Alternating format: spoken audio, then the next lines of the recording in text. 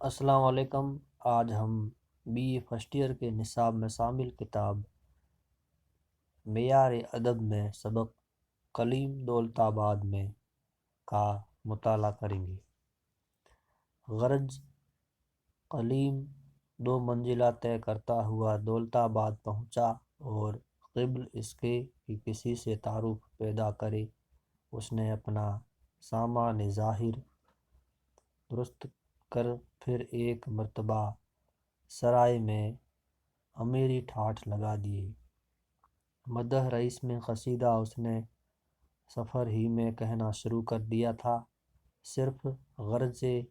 صرف عرض حال اور قطع دعائیہ باقی تھا۔ جلدی تمام کر اسی قصیدے کو ذریعہ تقریب قرار دے در دولت پر جا حاضر ہوا، مگر شامت اعمال اور باپ کی ناخوشی کا وبال اس کی کوئی تدبیر کارگر نہیں ہونے دیتا تھا۔ اس کے دولت آباد میں پہنچنے سے چند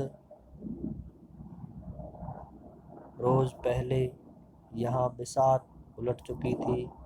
بد نظمی ریاست کی خبریں صاحب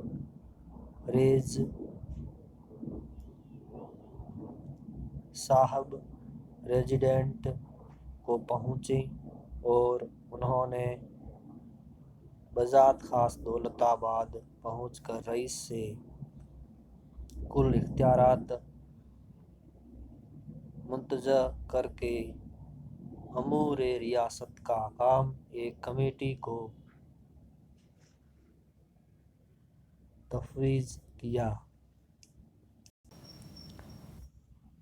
انتظام الدولہ نواب بیدار دل خاں بہادر کو میر مجلس مقرر کیا۔ نابکار مصاحب ایک ایک کر کے نکالے گئے۔ جس چاٹ پر کلیم دوڑا آیا تھا وہ بات اب باقی نہیں تھی۔ ناواقفیت کی وجہ سے کلیم نے اطلاع کرائی، اندر سے طلبی آئی تو یہ اس توقع سے اندر گیا کہ باقی ٹیڑھے رنگیلے سجیلے وضع دار لوگ دیکھنے میں آئیں گے، مگر جا کر دیکھتا ہے تو بڑے بڑے رسائل مولوی پگڑ اور عمامے باندھے بیٹھے ہیں، کوئی درس دے رہا ہے تو کوئی کتاب دیکھ رہا ہے۔ اندر قدم رکھتے ہی کلیم نے برجستہ یہ مطلع پڑھا: جاتے تھے جستجوئے بت خانہ و صنم میں، جاتے تھے جستجوئے بت خانہ و صنم میں، بہکے تو جا کے نکلے ہم بھی کہاں حرم میں۔ مولوی کی شکل دیکھ کر قریب تھا، کلیم اس طرح بھاگ کھڑا ہوا جیسے لاحول سے شیطان، مگر اس کو خیال ہوا کہ امیروں کے کارخانے میں عجب کیا ہے کہ کوئی خانقاہ بھی ہو، چلو ذرا حال تو دریافت کریں۔ بارے قریب جا کے اس نے ایک پیر و مرد کو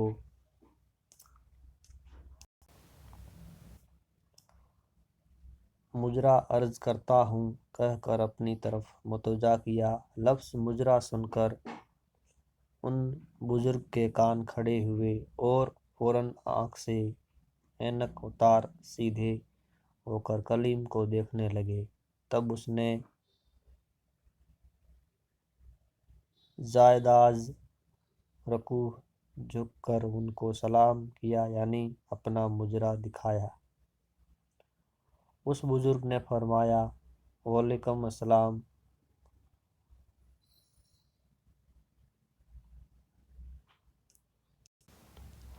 و رحمتہ اللہ و برکاتہ۔ اس کے بعد سوال جواب ہوئے۔ مولوی صاحب کہاں سے آنا ہوا؟ کلیم دہلی سے۔ مولوی صاحب تقریب کلیم امتحان بخت اور آزمائش نصیب۔ مولوی صاحب علم و عمل کلیم مدحت ترازی ارباب دول۔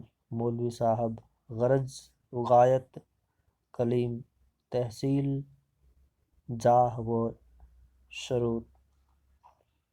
شروت۔ تب اس بزرگ نے کلیم کو وہاں کے حالات سے مختصر طور پر مطلع کر دیا۔ آخر کار کلیم میر مجلس کی خدمت میں حاضر ہوا۔ وہ سمجھتا تھا کہ یہ وزیر اعظم اور نائب الرئیس ہیں، ان کے بڑے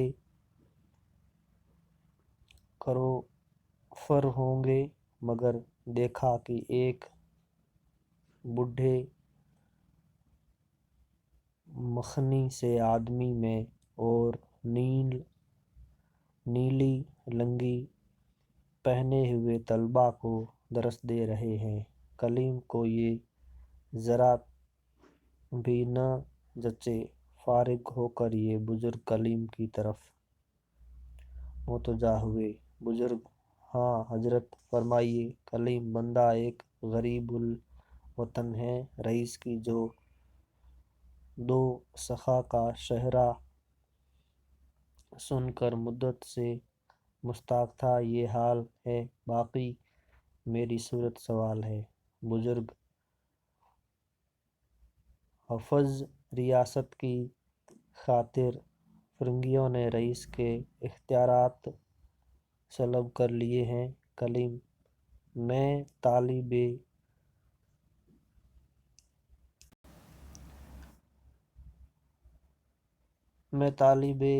گنجینہ نہیں، سائل خزینہ نہیں۔ صدف کو کیا چاہیے؟ کیا ایک قطرہ چشمہ یم سے بجھا لیتا ہے اپنی پیاس، کام غنچہ شبنم سے؟ بزرگ: رئیس سے تو توقع ابش ہے، مگر انتظام جدید درپیش ہے۔ اگر میں سمجھوں کہ آپ کوئی خدمت انجام دے سکیں گے تو انشاءاللہ آپ کا نام مجلس شورا کے سامنے پیش کر دوں گا۔ کلیم: چندے حضور مجھ کو اپنی خدمت خاص میں رکھیں اور اس نالائق کی ہنرمندی اور بے ہنری حضور پر منکشف ہو جائے، پھر جس خدمت کے لیے ارشاد ہوگا بصر و چشم اس کو بجا لاؤں گا، اگرچہ خدمت فوجداری ہی کیوں نہ ہو۔ طالب ہوں علم کا کہ علم سے ہے ہم رقم، نیزہ سمجھ کے لیتا ہوں میں ہاتھ میں قلم۔ بزرگ: مگر مجھ کو معلوم ہونا چاہیے کہ آپ کس کام کی انجام دہی پر قدرت رکھتے ہیں؟ کلیم بقول غالب: آج مجھ سا نہیں زمانے میں شاعر نغز گوئے و خوش گفتار۔ بزرگ: لیکن انتظام جدید کے مطابق ریاست میں کوئی خدمت شاعر باقی نہیں۔ کلیم: گر سخن گو نہیں تو خاک نہیں، سلطنت ہے عروش بے زینت۔ بزرگ: جو کچھ آپ سمجھیں۔ کلیم: لیکن ریاست پر کیا منحصر ہے؟ حضور بھی تو وزیر اعظم اور نائب الرئیس ہیں، آپ کی سرکار ہیں، کیا کمی ہے؟ بعد از خدا بزرگ توئی قصہ مختصر۔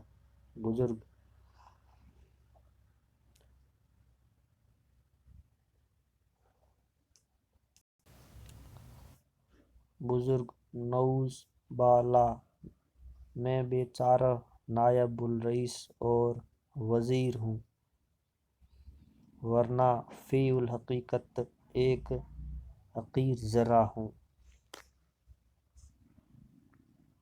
کلیم: یہ حضور کا قصور نفس ہے، آپ کی سرکار با اقتدار ہیں۔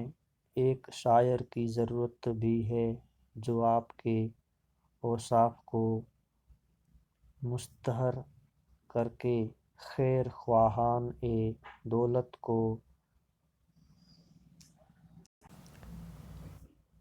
راسخ العقیدت اور دشمنان روح سیاہ کو مطلع ہیبت کرتا رہے۔ بزرگ: یہ آپ کی کریم النفسی ہے، مجھ کو ضرورت ہے تو ایسے شخص کی ہے جو مجھ کو میرے عیوب پر مطلع کیا کرے۔ کلیم: اگر مدح و ستائش پسند نہیں تو بندہ وصل و ہجر، شوق و انتظار، ناز و نیاز، واش و خط و رباعی، تاریخ و سجع، چیستان و معاملہ بندی، رزم و بزم، تشبیہ و استعارات، تمثیلات و سراپا، ہر طرح کے مضامین پر قادر ہے۔ جو طرز مرغوب طبع ہو اس میں طبع آزمائی کرے گا۔ رکھتا اگرچہ عیب تعلیٰ سے عار ہوں، پس مغتنم ہوں، منتخب روزگار ہوں۔ بزرگ: آپ کے ہنرمند، بے نظیر و بے مانند ہونے میں شک نہیں، لیکن افسوس ہے کہ مجھ کو اس فن کی طرف رغبت نہیں۔ کلیم: حضور جیسے باکمال عالم کا ایسے فن شریف سے رغبت نہ رکھنا میری قسمت کی نارسائی ہے۔ بزرگ: اگرچہ میں اپنے نفس میں انواع و اقسام کی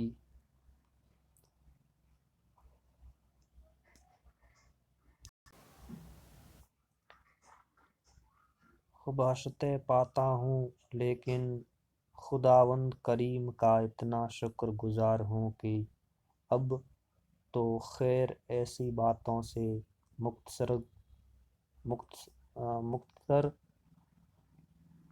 محترز رہنے کی میری عمر ہے۔